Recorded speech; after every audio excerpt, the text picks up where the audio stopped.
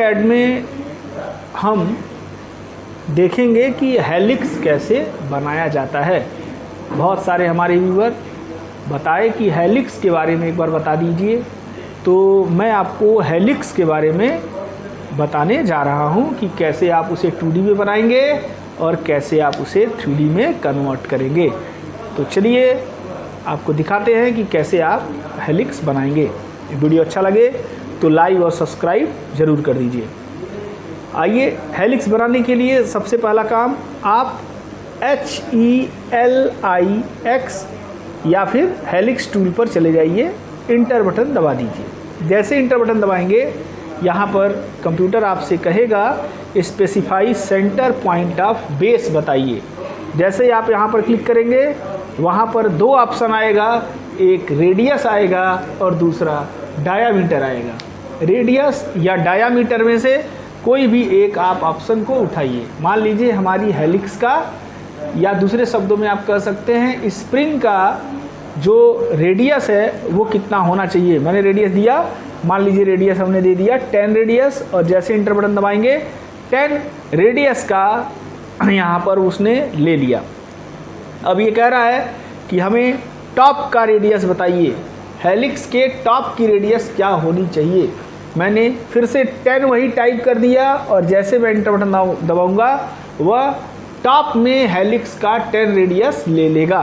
ऐसे ही नीचे हेलिक्स की हाइट मुझसे पूछी जा रही है, तो हेलिक्स की हाइट हम यहाँ पर बताएंगे। मान लीजिए हेलिक्स की हाइट हमने 20 दे दिया, और जैसे मैं इंटर बटन दबाऊंगा यहाँ पर क्या हो जाएगा, एक हेलिक्स तैयार हो जाएगा।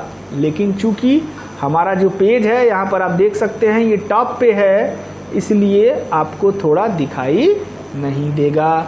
इसके लिए आप यहाँ पर ऑर्बिट में जाइए और फिर उसके बाद आप इसे घुमाइए। देखिए जैसे घुमाएंगे आप पाएंगे कि आपका स्प्रिंग नुमा यहाँ पर बनके तैयार हो गया है। दोस्तों, मैं बताना चाहूँगा कि अभी ये 2D फ्रेम में है, मतलब इट मीन्स 2D में है। अगर आप इसे 3D में देखना चाहते हैं तो सबसे पहला ही काम कर लीजिए, रियलिस्टिक कर लीजिए, और इसके बाद आप इसे जिस मेथड में चाहते हैं, लाइक दिस, मान लीजिए आप अगर इसे इस तरीके से चाहते हैं, मैं इसको एक कॉपी कर लेता हूँ, मैं इसे कॉपी कर लेता हूँ, कॉपी करके रख लेता हूँ।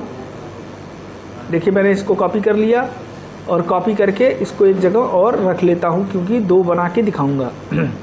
एक सर्कल ले लिया जाए, सर्कल इसके लिए मैंने रख लिया और रेक्टेंगल इसके लिए रख लिया। देखिए अगर आप इससे चाहेंगे कि इसकी प्रॉपर्टी को थोड़ी बढ़ा दिया जाए, तो आप सेलेक्ट करिए, राइट क्लिक करिए, प्रॉपर्टी में जाइए। प्रॉपर्टी में जाने के बाद आप टर्न में जाइए। देखिए टर्न दिखाई दे रहा है, यहाँ से 3 टर्न बाय डिफ़ॉल्ट लेता है। आप जितने टर्न और बढ़ाना चाहते हैं वो टर्न आप यहाँ से बढ़ा दीजिए। मान लीजिए आप 10 टर्न चाहते हैं, जैसे इंटर मारेंगे ये 10 टर्न का हो जाएगा। कितने टर्न का हो जाएगा, 10 टर्न का हो जाएगा। यहाँ से आप इसकी हाइट भी बढ़ा घटा सकते हैं। मान लीजिए मैंने इसकी हाइट 40 कर दिया, जैसे मैं इंटर करूँगा देखिए 40 हाइट का हो गया। आप इसे कट करना चाहते हैं तो कट कर दीजिए, इसके बटन दबा दीजिए। ये जो इसके अंदर आ गया है, मैं इसे थोड़ा सा साइड कर लेता हूँ, फिर से वापस इसको साइड कर लिया। अब यहाँ पर एक कमांड मैंने आपको पढ़ाया था, स्विप कमांड। स्विप कमांड पे चले जाइए, आप सेलेक्ट कर लीजिए इस ऑब्जेक्ट को जिस तरीके में उसे आप ढालना चाहते हैं। इंटर बटन दबा दीजिए और बस हेलिक्स को सेलेक्ट कर लीजिए। जैसे ही हेलिक्स को सेलेक्ट कर लेंगे, यह उसे 3D में क्या कर देगा, कन्वर्ट कर देगा। यहाँ पर आपको एक बात का ध्यान रखना होगा कि जो आपने अभी रेक्टेंगल लिया था वह रेक्टेंगल बहुत ज़्यादा बड़ा ना हो, हेलिक्स की अपेक्षा बड़ा ना हो जाए, नहीं तो वो टर्न नहीं कर पाएगा। दोस्तों आइए इस शेप को देखते हैं, वही सेम चीज़ करके। अब अगर आप फिर से देखेंगे तो आप इस सर्कल को पहले सेलेक्ट करिए, इंटर बटन दबाइए और फिर उसके बाद आप यहाँ पर आइए, क्लिक कर दीजिए। आप देख सकते हैं यहाँ पर आपका क्या हो गया, यहाँ पर स्प्रिंग नुमा शेप बन गया। Thank you so much.